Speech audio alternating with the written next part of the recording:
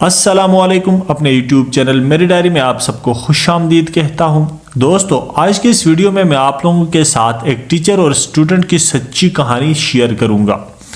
ایک باپ نے جب اپنی بیٹی کے بالوں میں ریکارڈنگ ڈیوائس لگائی تو اس کے سامنے دلچسپ عجیب و غریب کہانی سامنے آئی۔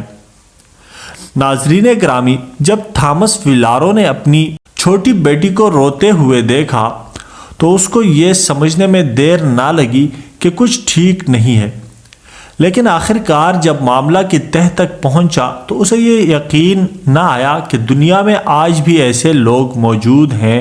اسکول شروع کرنا بچوں کے لیے کسی بھی صورت آسان نہیں ہوتا، اور اگر بچوں کو اسکول میں ٹیچر بھی سخت مل جائے تو پہلے سے ڈرے ہوئے بچے کسی بھی صورت اسکول جانے کے لیے تیار نہیں ہوتے۔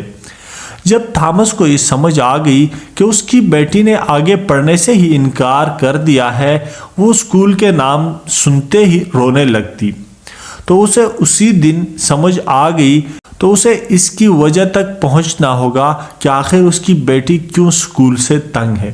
شروع میں تو اس کی بیٹی خوشی خوشی اسکول جایا کرتی تھی، لیکن اچانک نہ جانے کیا ہوا کہ اس کی بیٹی اسکول جانے سے کترانے لگی۔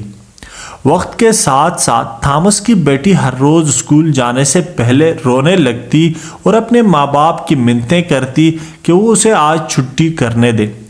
ان کے گھر اب ہر صبح کا یہ معمول بن چکا تھا۔ تھامس کو اب بہت پریشانی ہو رہی تھی اور ہر روز اس کی بیٹی کی حالت بگڑتی جا رہی تھی، اور آخر کار یہ سب کچھ تھامس کی برداشت سے باہر ہو گیا۔ دوستو، اگر آپ لوگوں نے ابھی تک میرا یوٹیوب چینل میری ڈائری کو سبسکرائب نہیں کیا ہے تو پلیز سبسکرائب کریں اور ساتھ میں لگے بیل آئیکن کو بھی پریس کریں تاکہ میری ہر آنے والی انفارمیٹیو ویڈیو آپ لوگوں کو بآسانی پہنچ سکے۔ ناظرین گرامی، دن ہفتوں اور ہفتے مہینوں میں بدلتے گئے، حتیٰ کہ اب اس کی بیٹی کے چہرے پر مسکراہٹ دن کے کسی بھی وقت دیکھنے کو نہیں ملتی تھی۔ اس سے بھی بدتر یہ تھا کہ اب وہ اسکول جانے سے ڈرنے لگتی، اور ہر صبح اس کے والدین کو اسکول جانے پر راضی کرنے کے لیے اس سے اچھا خاصا جھگڑا کرنا پڑتا تھا۔ آخر کار اس کی حالت اس قدر بگڑ گئی کہ ایک دن اس بچی نے واضح الفاظ میں اپنے والدین کو بتا دیا کہ میں مر جاؤں گی لیکن کسی بھی صورت اسکول نہیں جاؤں گی۔ تھامس نے بہت کوشش کی کہ وہ پتہ چلا سکے کہ آخر اس کا مسئلہ کیا ہے۔ اس نے اپنی بیٹی سے بھی کئی بار پوچھا، لیکن ہر بار وہ انکار کر دیتی اور روتی سسکتی ایک ہی بات کہتی کہ میں نے اپنی ساری زندگی اسکول نہیں جانا۔ تھامس کو پتا تھا کہ وہ اس کو یوں اسکول نہیں چھڑوا سکتا۔ حال ہی میں اس کی بیٹی نے اسکول بدلا تھا، اور اس سے پہلے وہ ہمیشہ صبح خوشی خوشی اسکول جایا کرتی تھی، اور نہ صرف اس کے کئی دوست بن چکے تھے بلکہ اس کے پڑھائی میں گریڈز بھی بہت اچھے آتے تھے۔ تھامس نے کافی سوچا اور اس کو سمجھ آئی کہ اس کی بیٹی میں یہ تبدیلیاں تب آئیں جب اس نے نیا اسکول شروع کیا۔ تھامس خود کو بہت ہی بے بس محسوس کر رہا تھا، اور جتنا وہ اپنی بیٹی سے پوچھتا اتنا ہی اس کی بیٹی اس سے دور ہوتی چلی جاتی اور روتی رہتی۔ بالکل اسی وقت اس کو کچھ اندازہ ہوا کہ آخر مسئلہ کیا ہے۔ اس نے بہت سوچا اور پھر یہ نتیجہ اخذ کیا کہ یقیناً میری بیٹی کو اس کے کلاس فیلوز یا کوئی ٹیچر تنگ کرتا ہوگا۔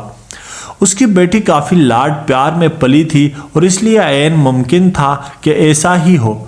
تھامس کو یقین ہو چکا تھا کہ اس کی بیٹی اس کو کچھ نہیں بتائے گی، اس لیے اس نے خود سے ہی معاملات کو ہاتھ میں لینے کا فیصلہ کیا۔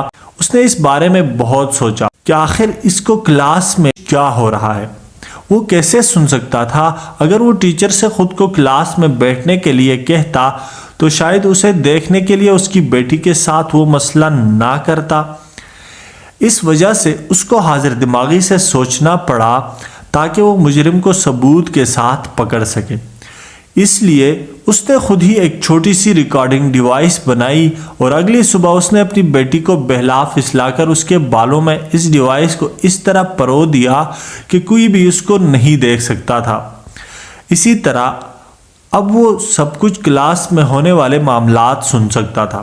اگرچہ اسے پتا تھا کہ وہ یوں خود بھی پھنس سکتا تھا، لیکن اس کے لیے اپنی بیٹی سے آگے کچھ نہیں تھا۔ اس نے اپنی بیٹی کو بھی نہ بتایا کہ یہ سب کچھ کر رہا ہے، کیونکہ وہ نہیں چاہتا تھا کہ بیٹی اس چیز پر توجہ دے اور پکڑی جائے۔ تھامس کے لیے سارا دن انتظار کرنا بہت مشکل رہا۔ وہ اپنی بیٹی اسکول سے واپس لایا اور جلد ہی اس کو سب کچھ سمجھ آنا شروع ہو گیا۔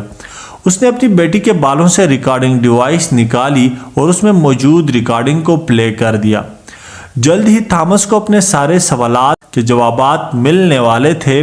ساری ریکارڈنگ سننے کے بعد اس کا خون کھولنے لگا اور اس کا غصہ ساتویں آسمان پر تھا۔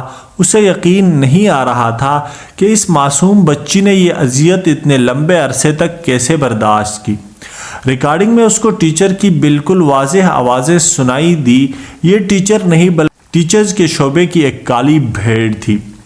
تھامس کو ایک بار بھی یہ ٹیچر بچوں سے آہستہ بات میں بولتی ہوئی نظر نہیں آئی۔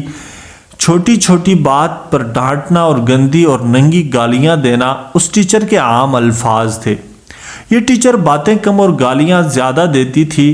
چھوٹی چھوٹی باتوں پر یہ ٹیچر معصوم بچوں کو اس قدر ڈانٹ دیتی تھی کہ اگر کوئی بڑی عمر کا شخص بھی اس ذہنی اذیت سے گزرے تو وہ بھی کبھی اسکول کی طرف مڑ کر دیکھنا گوارا نہ کرے۔ تھامس کا دل تو کر رہا تھا کہ ابھی جا کر اس ٹیچر کے گریبان کو پکڑ لے۔ اس نے عقل سے کام لیا اور اس معاملے کو اسٹیٹ اسکول بورڈ کے پاس لے گیا۔ اسٹیٹ اسکول بورڈ والوں نے اس کو ماں سوائے جھوٹی تسلیوں کے کچھ نہ دیا۔